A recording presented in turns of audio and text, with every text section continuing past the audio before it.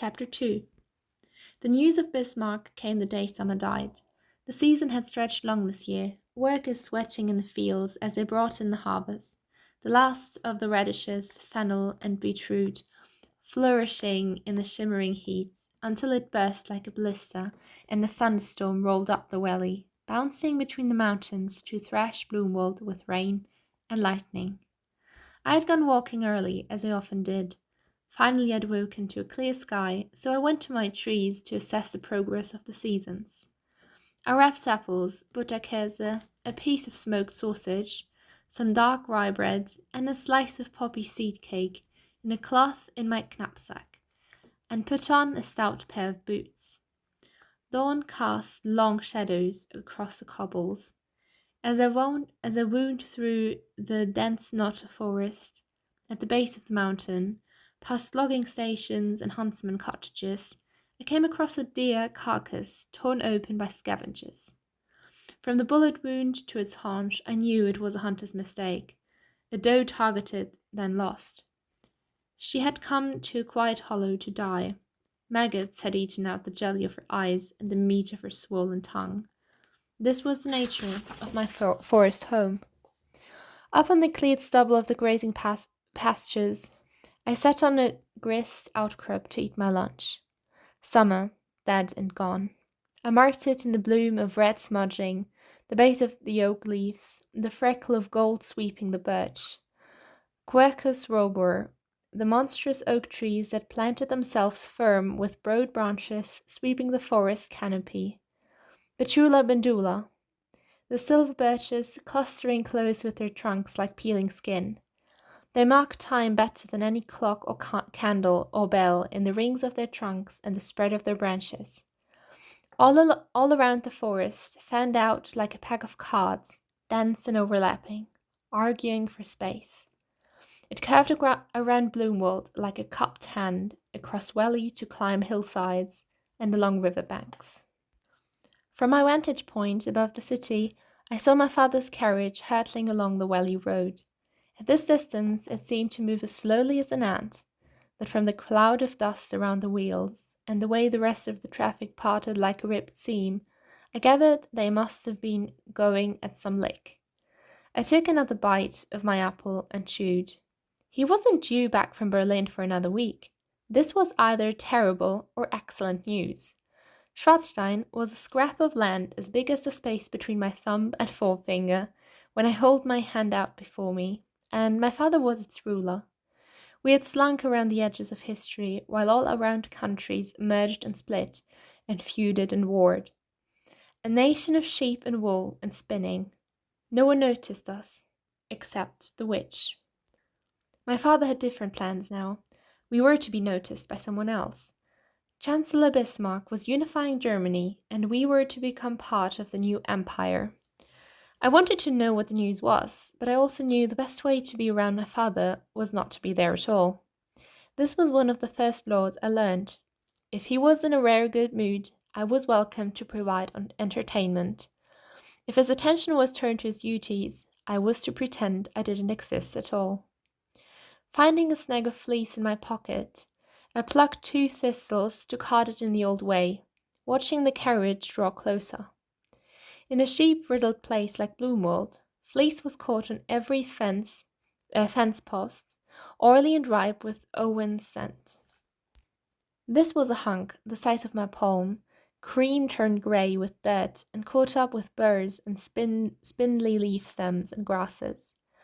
I brushed it rhythmically, like passing over the beads of a rosary, my fingertips waxy with lanolin to work out the knots and detritus until I had a piece of fibre ready to be washed. A scrap like this would be good for nothing, but a drop spindle spun by hand to a twist to the fibre until it became strong enough for weaving and knitting. I had no spindle of my own to do it, only my mother's, which she had kept more as a toy than a meaning of creation. I thought of the doe again, her milky teeth bared in a death grin. In a few more years, I would have had a dead mother longer than a living one. I waited until my father's carriage reached the summer palace, then made my way back. I still had one living parent, and the more he withdrew from me, the more I wanted to find a place by his side. At the tide line where the wheat fields met the break-in and saplings, a spate of shrines were scattered like a warning.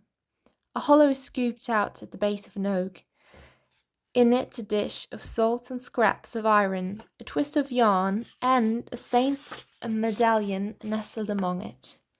Saint Anthony of Padua this time, for protection against evil, a bow of ash to one side and a branch of blackthorn on the other, with a cluster of dusty purple sloes still attached.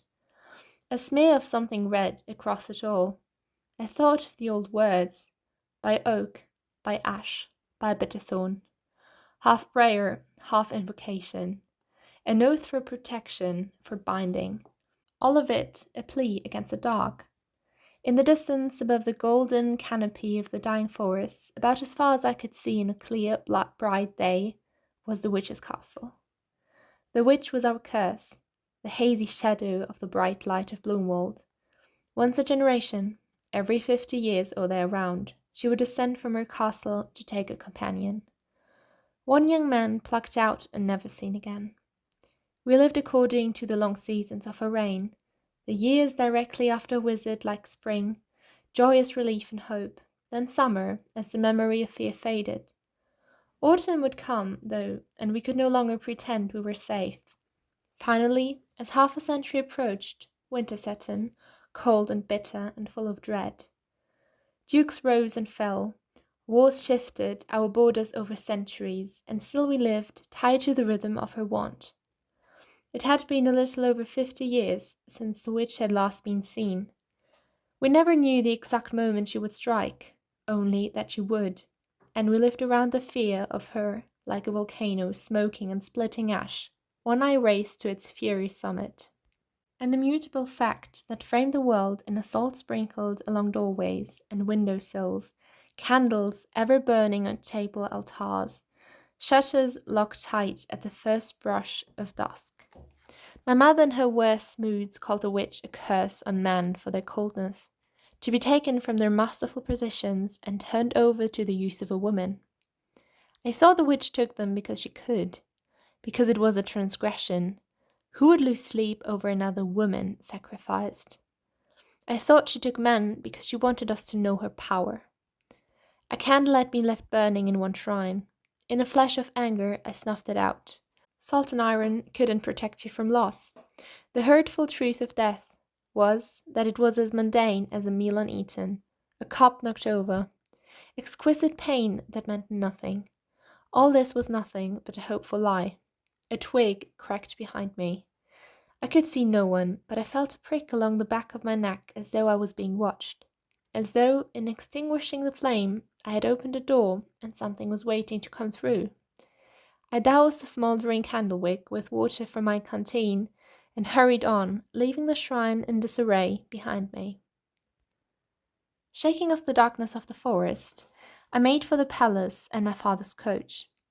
Past the cathedral, the dry market day in the square, dominated by stalls of cloth and yarn, haberdashery, ironmongery, the candles and knives and buckets repaired.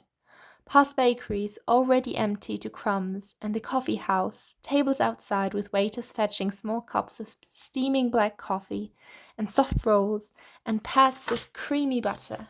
I would take breakfast there on a warm morning, with my sketchbook propped before me to outline the rooftops and cobbles, the carriages and water throws, and sprays of clematis shivering up the wooden-framed buildings. I plucked a blossom as I passed, tucking it in my belt. From the window of my bedroom, I could see Blumwald in almost its entirety. At one end was the cathedral, with its glistening roof of coloured tiles like the side of a grass snake, at the other our palace, and between them ran a street like a spine. From its spoked side streets, alleys, squares and wells and marketplaces, tidied up by the city walls that were only as tall as the rooftops these days, and unmanned for many a generation. Down river were the tanneries and slaughterhouses, turning the water churning brown with runoff, and the new wool mill, with its thundering mechanical loom.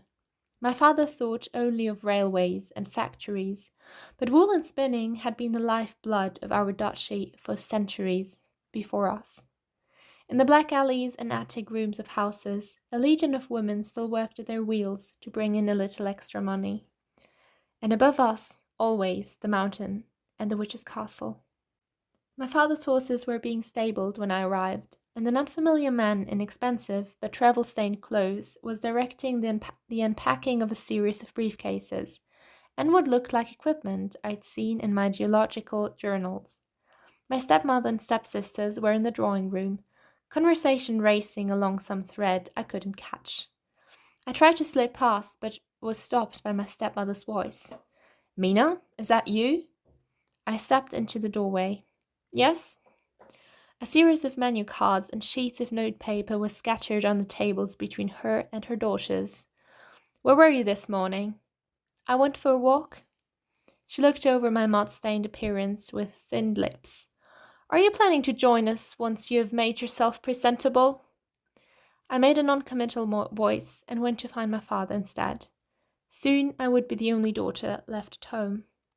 Clara was engaged, Else was already gone to her new husband in Munich, while Joanna had only returned to have her first child. I saw her one day changing muslin squares that she had tucked down the front of her dress. They were stained creamy yellow and smelled strongly of milk. When she spotted me, she had shrieked and shooed me from the room with accusations of spying. I wondered if all my family would change and leave me behind. First my mother had changed into a corpse. Now my stepsisters would become wives and mothers. And soon enough my father was an old man. It was as though, by losing my mother so young, motherhood was a foreign land that I had no permission to enter. I had been marked out as different, and the lives of my sisters, expected for themselves, were not available to me. My father was at his desk in the library, poring over a folder of trade documents he had brought back from Berlin. On a chair beside him was a furl of wool samples, labelled with weight and dye and provenance. The line between his eyes was so deep it was cast in shadow. One thick groove between his eyebrows, two deep scores either side of his mouth, and a fan of lines across his forehead. My father was not a young man, but I had never seen him look this worn. I asked after his journey, and he waved me into a chair with a dismissive hand. My father would bring me to his side occasionally when he felt like it, and I wanted for those moments like drops of rain in a drought. For a moment I would feel like his daughter again, like the loss of my mother hadn't fractured us. When several minutes had passed without him looking up, I said, "Perhaps I could help you with your papers? I said you need a secretary." "You were quite right." He put down a letter and squeezed the bridge of his nose. I began to gather the mass of papers. I saw a list of names, notes about a railway being built, a conference. "You have returned so soon. Is everything well?" My eyes lingered on a letter signed by Bismarck himself. "We are to host a conference for the Chancellor and his cabinet next month. There is much to prepare and little time. If all goes well, I believe we'll be looked upon favourably for the location of the new locomotive line." A smile broke across my face. "I'm happy for you. I know you have worked a long time for this." "I have. We must all put our efforts towards the conference's smooth running." "Of course, you will need help." I sorted the documents into groups, arranging my father's desk, but he stopped me with a confused smile. The mistake dawned on us both. He tried to hide his amusement. "Oh no, Liebchen. I hired a secretary in Berlin. Perhaps you saw him? Klaus Ernhoff, newly graduated from Jena." He toyed with his pen for a moment, then set it to one side. "You don't want to be stuck in here with me." I flushed with humiliation. "Father," he regarded me softly, and that was somehow worse. "Mina, you look to me too much. You must think to your own future." I was foolish to think he might want me with him. My father was a man who managed people like the figures in his account books. After my mother died, I would come to him, deep in grief, looking for someone who might understand what I'd lost. Instead, he had told me that grief was a physiological process that lasted a year. It had comforted me at first to think there would be a neat end to my pain, but when a year arrived, I understood what he had really meant. My allotted time was over, and now my grief was not welcome at his door. I want you to be happy, he continued. Perhaps we can think again of a husband? I couldn't listen to his words. It was as though the rushing sound of water had risen up about me and numbed my senses. I had no easy prospect of a husband. The bloom of my youth had barely flowered before it seemed spent. I cannot say I noticed it passing until I discovered in the way people looked at me that I had wilted, and what small expectations there had been were gone. I don't think a husband will solve my unhappiness, I said. I don't want to make someone else responsible for that. I feel like you make me responsible. You're my father, I wanted to say. Who else is responsible for me, if not you? I fail to understand you, Mina. You're a clever girl, capable, but it feels as though you're waiting for your life to begin. I see. His mouth turned down at the corners. I've hurt you.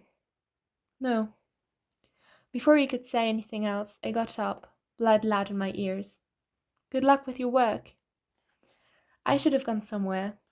Back outside, hacking along the field boundaries looking for flints in the tilled soil, or into the forest to sink my boots in mulch, soft and loamy from the rain to pick mushrooms, something that took me out of myself. But the blow had come too hard, felled me too thoroughly.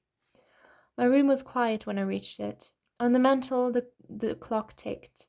Outside the window, I could hear the wind in the leaves, the call of the birds, and the voices of servants ferrying crates to and from the ice house in preparation for the day's meals. Everything was exactly the same as it had been, and always would be. I knelt by the ceramic stove that heated my room and folded back my sleeve. The enamel was painted glossy white with gold leaf along the rococo acanthus leaf scrollwork, lifted from the bouquet on 4 ornate legs. It had been recently stoked, and the heat rolled off it in waves. I pressed the milky underbelly of my arm to the surface and felt an exquisite pain cut a line through me, like a spike of lightning. As though you were waiting for your life to begin.